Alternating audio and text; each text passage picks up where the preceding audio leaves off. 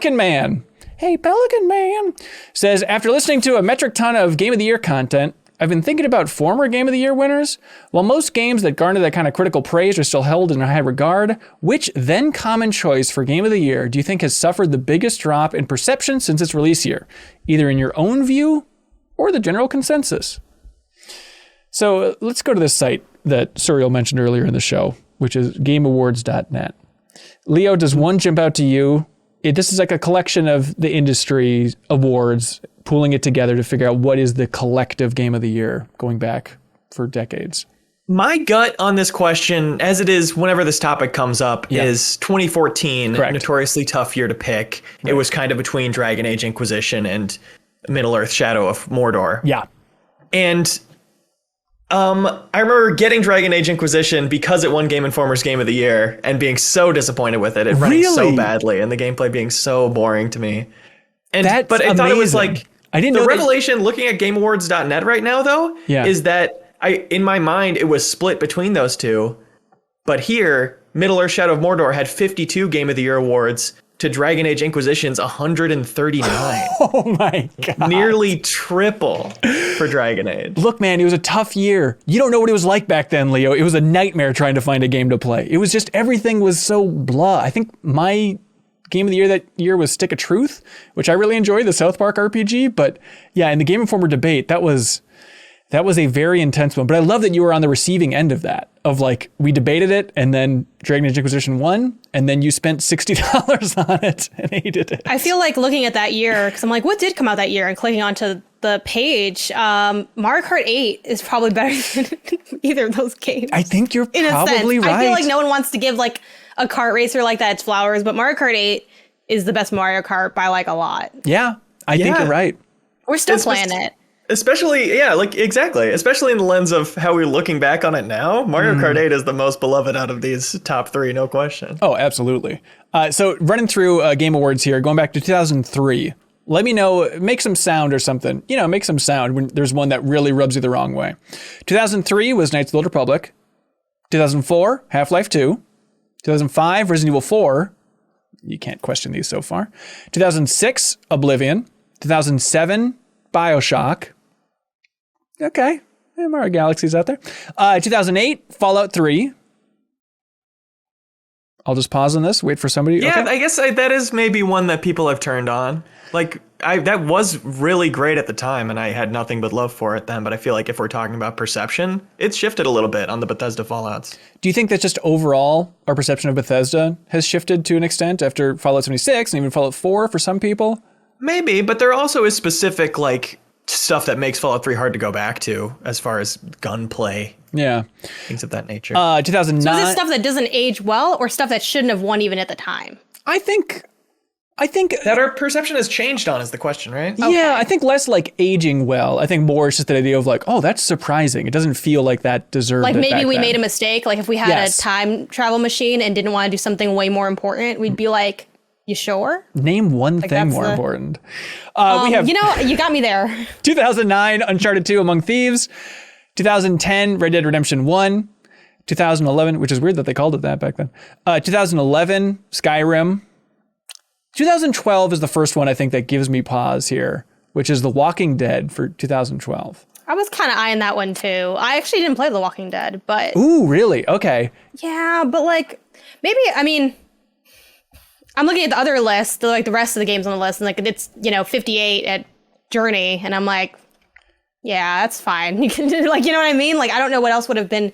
Maybe Mass Effect 3. I feel like people vibe with Mass Effect. Yeah, but I haven't actually like spent a lot of time with these. Dishonored's also pretty damn fun. I do think, looking at 2012, yeah, you're right. So it's Walking Dead got 74 awards, Journey 58, Far Cry 3 53.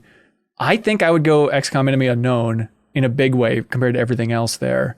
I would too. It's interesting to see Halo 4 with the same amount, 21 Game of the Year awards for, again, perception changing. Yes. People talk about Halo 4 as like, that's when we knew the series was in trouble.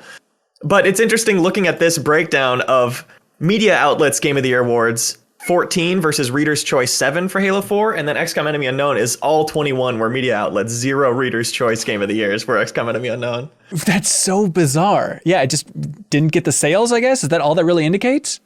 I guess, yeah. or it's a more refined taste that the media had to inform the masses about. Is that what you're saying, Leo?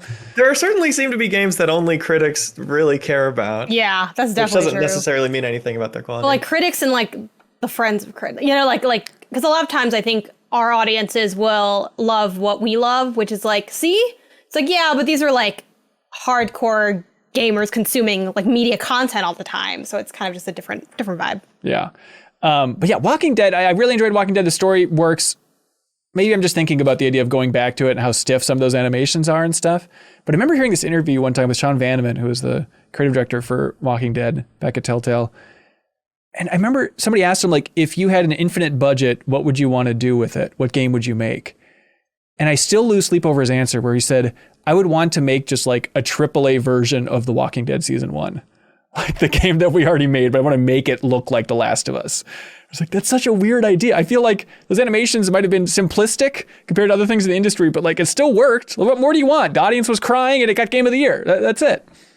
I remember specifically that being an especially poor running game for me. Like it stuttered on every single decision you made. Every A button press would be a big lurch in the engine. That is true. I would love to true. see a better take on that. Yeah. Maybe they probably already did though, right? There's probably a re-release that's better. I don't think so. No. I don't know because the only thing I've played from that team was I think like the Batman the Batman Telltale games, which I loved, but they were broken.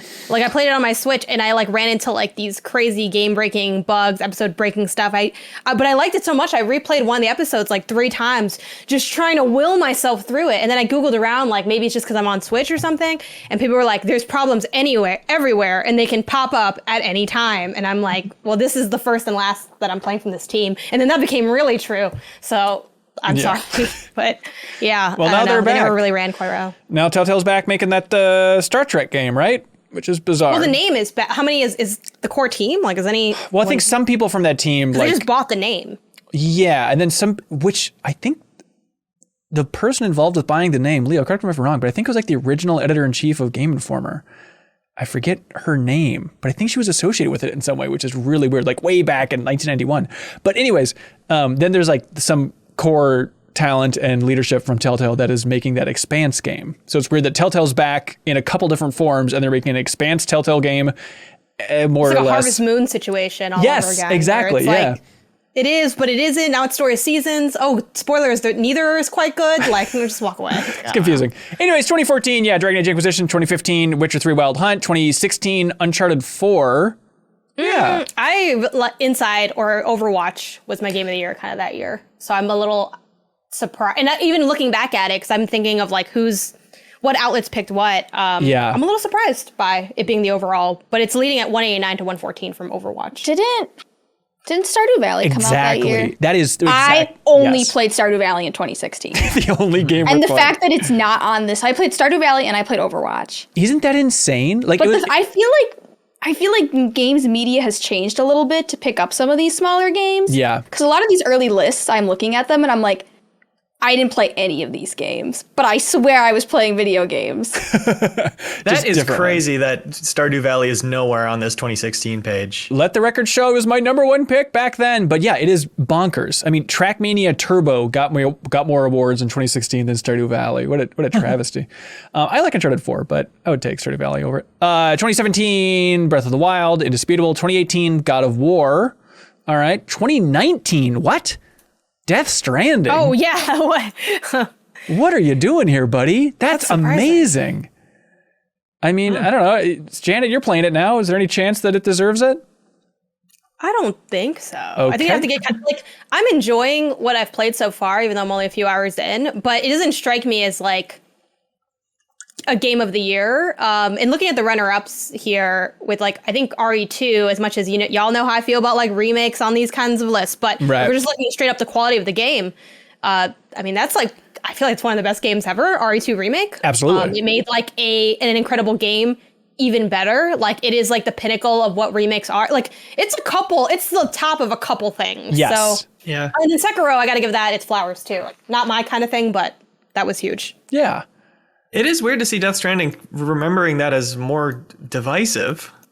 You know, I feel like people were split on that, but no, it's apparently the most agreed upon thing of the year. And then 2020, which was Last of Us Part 2, which again, everybody agreed upon and loved. If you are sick of snark, clickbait, and an avalanche of movie news, you can help support independent games media by subscribing to MinnMax's YouTube channel here or checking out the benefits over on Patreon. It's a nice, clean handshake. You support us, and we won't make dumb, condescending stuff for you. Your support helps us continue our mission of focusing on games, friends, and getting better. Patreon.com/MinnMax with 2 N's. We'd appreciate it.